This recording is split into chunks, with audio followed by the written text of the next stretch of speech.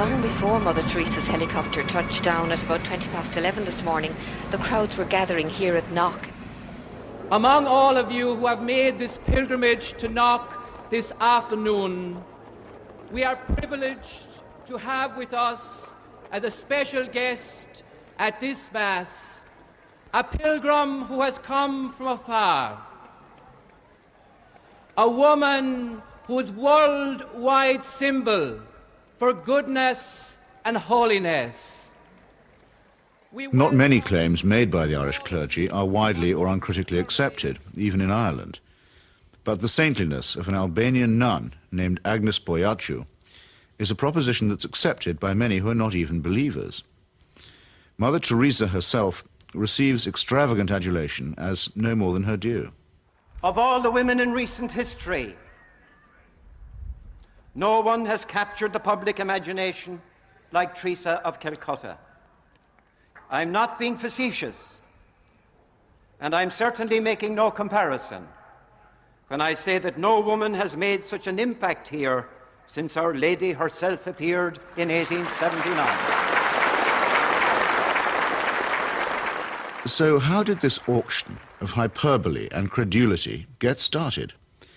In that year of grace, 1969, the scrupulously neutral and objective British Broadcasting Corporation permitted that old fraud and mountebank Malcolm Muggeridge to pay a devotional visit to the Calcutta Shrine. Well, Teresa, after I met you in London, really the only thing I wanted to do is to come and see you in your work here. Now I've seen it. And of course it's a shining light.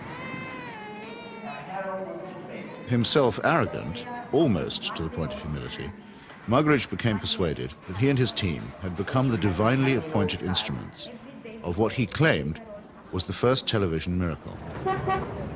During Something Beautiful from God, there was an episode where we were taken to a building that Mother Teresa called the House of the Dying. And Peter Schaefer, the director, said, it's very dark in here, do you think we can get anything? And we had just taken delivery at the BBC of some new film made by Kodak, which we hadn't had time to test before we left. So I said to Peter, well, let's have a go. So we shot it.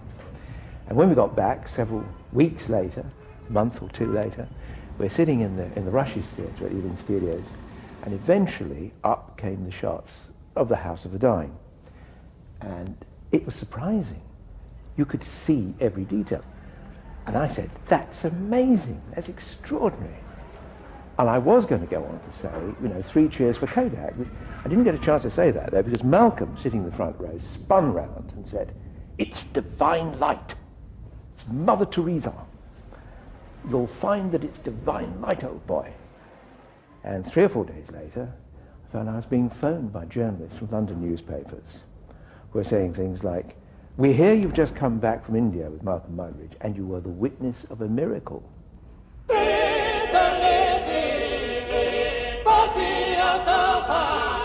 And a star was born. This profane marriage between tawdry media hype and medieval superstition gave birth to an icon which few have since had the poor taste to question. It's like you're actually seeing a living saint. Give a man a reputation as an early riser, said Mark Twain, and that man can sleep till noon. How does the reputation of Holy Mother Teresa look if, just for a moment, we switch off Malcolm Muggeridge's kindly light?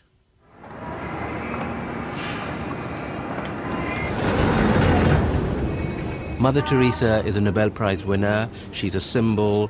People in the West talk about her, so Indians adopt her at that level. The fact that what she does on the streets of Calcutta is really irrelevant to them. They couldn't care about it, and most of them don't even know. But Mother Teresa is the sort of figure you show to visitors. Mother Teresa's flagship institution is her home for the dying, a hospice which purportedly sweetens the last moments of otherwise destitute lives. My initial impression was of all the photographs and footage I've ever seen of Belsen and places like that, because all the patients had shaved heads. There are no chairs anywhere, there are just these stretcher beds, and they're like First World War stretcher beds. There's no garden, no yard even, no nothing. And I thought, what is this? This is 2 rooms with 50 to 60 men in one, 50 to 60 women in another. They're dying. They're not being given a great deal of medical care. They're not being given painkillers really beyond aspirin and maybe, if you're lucky, some Brufen or something for the sort of pain that goes with terminal cancer and the things that they were dying of. And I thought, what's the point? Right from the very beginning, I wanted to serve the poor purely for the love of God and to give them what the rich people get with money. I wanted to give to the poor for the love of God. They didn't have enough drips. The needles they used and reused over and over and over, and you would see some of the nuns rinsing needles under the cold water tap. And I asked one of them why she was doing it.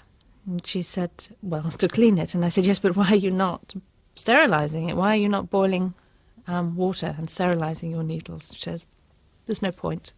There's no time. Mother Teresa's cult of death and suffering depends for its effect on the most vulnerable and helpless, abandoned babies, say, or the terminally ill, who supply the occasions for charity and the raw material for demonstrations of compassion.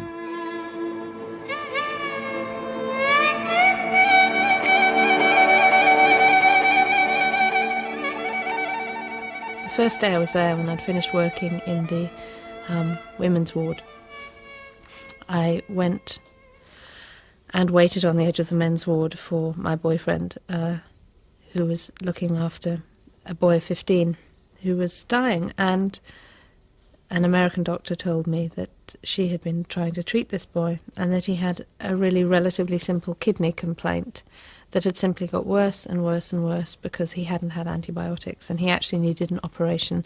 I don't recall what the problem was. She did tell me.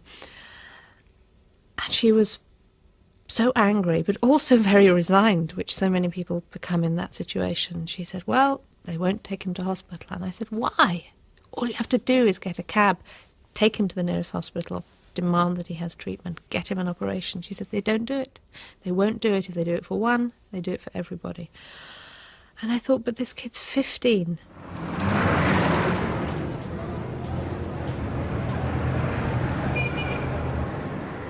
I ventured on my own pilgrimage to the Missionaries of Charity in Calcutta in early 1980. Who could fail to be touched by the work of the orphanage? Not I, though I did find myself a little put off by the mission's motto, he that loveth correction, loveth knowledge. Bit of a workhouse ring to that, perhaps. But it was Mother Teresa herself who completed the wreckage of the effect. As we stood by the tiny cots, she turned and said, this is how we fight abortion and contraception in Calcutta. Now, it might be argued that a campaign against family planning is low on the list of Calcutta's many pressing needs. But as a leading member of the Pope's fundamentalist tendency on matters of sex and procreation, Mother Teresa has made this single issue into her global crusade. The greatest destroyer of peace today is the cry of the innocent, unborn child. If a mother can murder her own child in her own womb, what is left for you and for me to kill each other? Tenderness about the unborn is an emotion that I share myself. But tenderness about the unborn also becomes an overtly political matter when it's preached by a presumable virgin who also campaigns against birth control. Let us promise Our Lady, who loves Ireland so much, that we will never allow in this country a single abortion.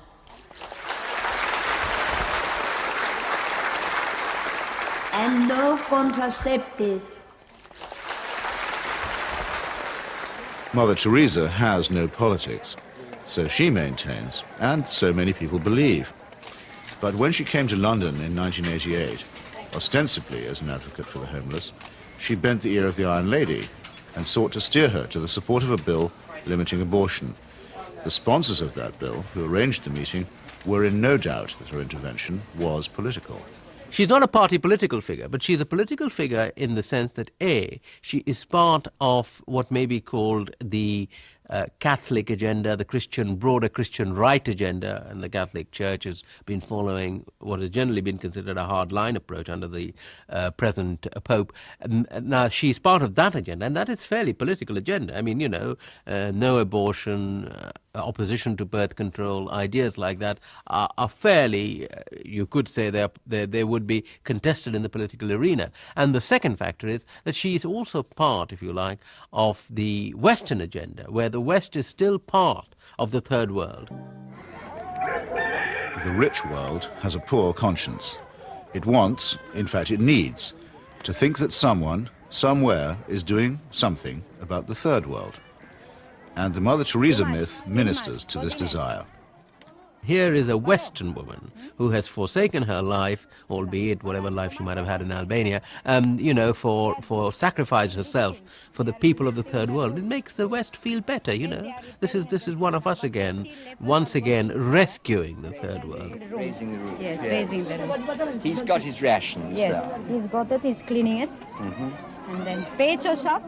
In the subliminal appeal that she generates, there is something of the mission to the heathen, something of the old colonial outpost, and something of Florence Nightingale. While in the silent and abject demeanour of her patients, there is something of the deserving poor. The great white hope in this iconography takes on the big black hole. And the rewards are by no means all in heaven.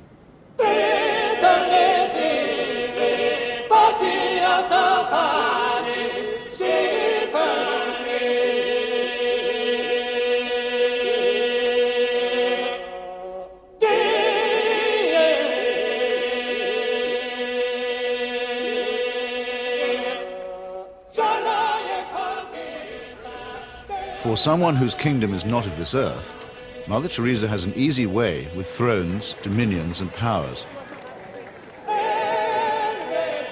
Why do the rulers of this sinful and selfish world find her so awfully congenial?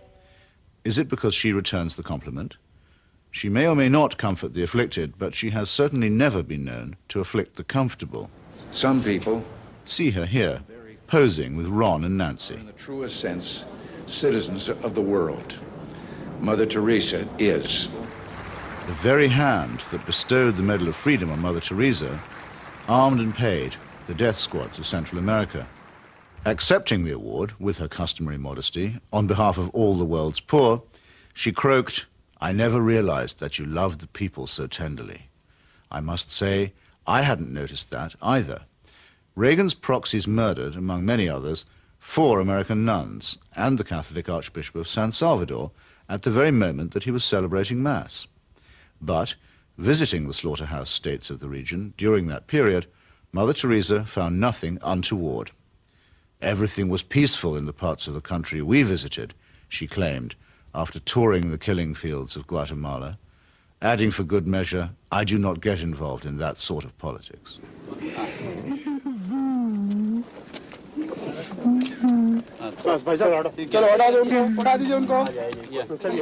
In 1984, a ghastly chemical spill from the Union Carbide plant in the Indian town of Bhopal took 2,500 lives and poisoned thousands more.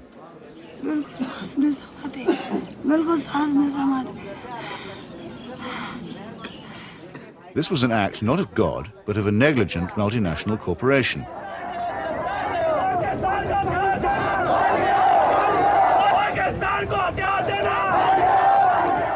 Mother Teresa's advice to the angry victims? Forgive. Forgive. What Mother Teresa has done is she has accepted implicitly the idea that there's nothing much you can do for the poor except take them off the streets and, look after them. You cannot change their attitudes. You cannot make them feel that they have an ability, they may even have the means to improve and change their lives. She's not bothered with that agenda. She's only bothered with the agenda of trying to rescue their souls and make them a bit better before they go on to the eternal life, which is a very understandable, but in fact a very old-fashioned Christian idea. It is not a question of saying, how can we tackle the real problems of poverty?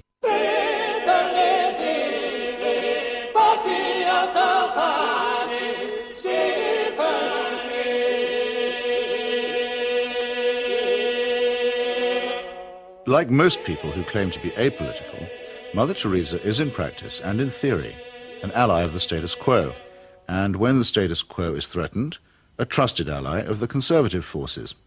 This places her in bold contrast to those, even among the religious, who have rejected the fatalistic and submissive conclusions about poverty that are promulgated by Catholic traditionalists like her. With our hands, with our life, with our love, we ask justice, we ask freedom, and we take justice, because the justice is not like a gift which they gave. No, liberty, freedom, they don't give that. We have to take that. And in fact, we go through the streets and we took our liberty, we took our freedom, asking for justice. The Roman Catholic hierarchy has never forgiven Father Aristide, the legally elected president of Haiti, whom it regards as a base heretic. For his efforts to chase the moneylenders from the temple, he was banished from his order and forbidden to serve Mass. To the very last, the Vatican was the only foreign power to recognize the military junta that misruled Haiti. And the ground for this, too, was prepared by Mother Teresa. In 1980, she visited the island and accepted the Haitian Legion of Honor Award from Baby Doc Duvalier.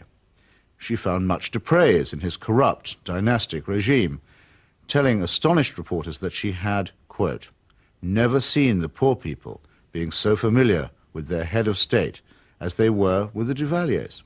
It was a beautiful lesson for me, she simpered. I've learned something from it. The Haitian people, indeed, could not wait to get close to the Duvaliers, who in their turn moved forever to the French Riviera.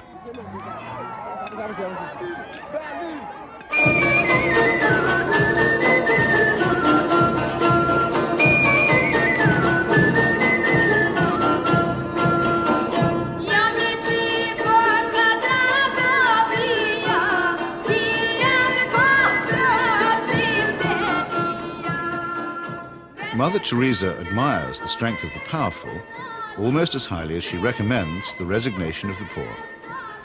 When she visited her motherland of Albania, she appeared to take seriously St. Paul's notorious assertion that the powers that be are ordained of God. The Albanian authorities had proclaimed the world's first officially atheist state. They had persecuted all forms of worship except that of their leader, Enver Hoxha. No whit abashed, Mother Teresa laid a bouquet on Hoxha's tomb. Not content with honoring a Stalinist murderer and despot, she also bestowed a wreath on the monument of Greater Albania, a cause that was once smiled upon by Pope Pius IX and his friend, Benito Mussolini.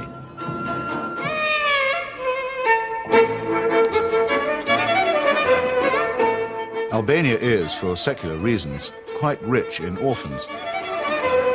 So there was ample scope for an orphanage specialist to praise the institutions of the regime while keeping silent about its victims.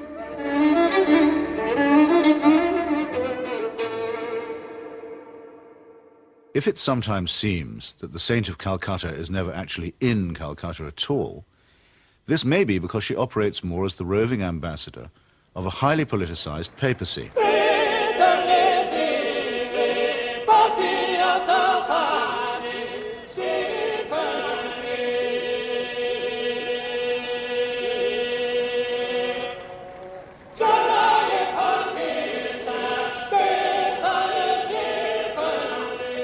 Vatican foreign policy has taken her from the shores of Lebanon, where the Roman Catholic militia perpetrated the mass murder at the Sabra and Shatila camps, to Nicaragua, where the cardinal was the patron of the Contras, to Armenia, where she helped Mother Church gain a foothold in the Soviet Union. In return, the present Pope is known to have placed her on the fast track for canonization. This is the kind of politics in which she does indeed get involved. Sometimes when I think of Mother, I wonder if I've done just right. Though I'm many miles away, I can almost hear her say, where's my wandering boy tonight?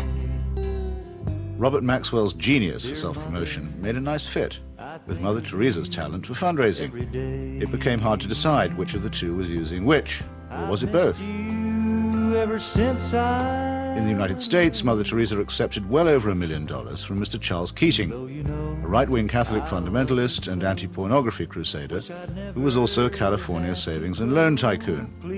Mr. Keating's problem was that he was using other people's money. He's now behind bars after the greatest scandal in American financial history. But while he was flying high, Mother Teresa flew right along with him. She got the use of his private plane. He got a personalized Mother Teresa crucifix, which he used to store up treasure on earth. Let's get him out of here. Why should the missionaries of charity have such a special vocation for work among the rich? And does Mother Teresa pick frauds because they need her help more than the honest billionaires? It's not a question that she's ever answered, but then, in the prevailing atmosphere of piety and adoration, it's not a question that she's ever been asked.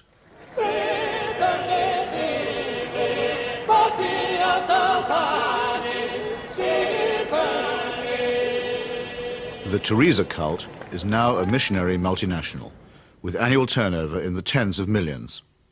If concentrated in Calcutta, that could certainly support a large hospital, and perhaps even make a noticeable difference. But Mother Teresa has chosen instead to spread her franchise very thinly.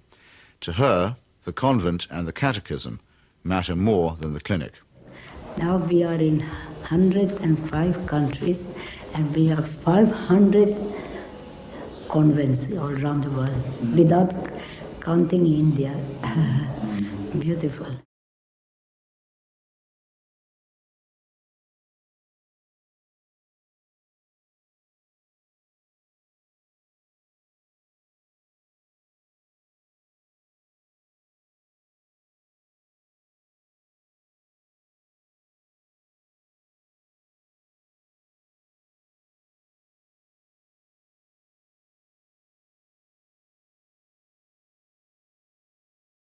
Modesty, simplicity, humility. By these canonical keywords, we are taught that we may recognize saints. Yet Mother Teresa regards herself as mandated by heaven, which is hardly modest. She lends spiritual solace to dictators and to wealthy exploiters, which is scarcely the essence of simplicity. And she preaches surrender and prostration to the poor, which a truly humble person would barely have the nerve to do. When she speaks about private or public morality, opposing family planning, for example, or defining abortion as quite literally the greatest threat to world peace, she takes on the grim and tedious tones of the zealot and the fanatic. In a godless and cynical age, it may be inevitable that people will seek to praise the self-effacing, the altruistic, and the pure in heart. But only a complete collapse of our critical faculties can explain the illusion that such a person is manifested in the shape of a demagogue, an obscurantist, and a servant of earthly powers.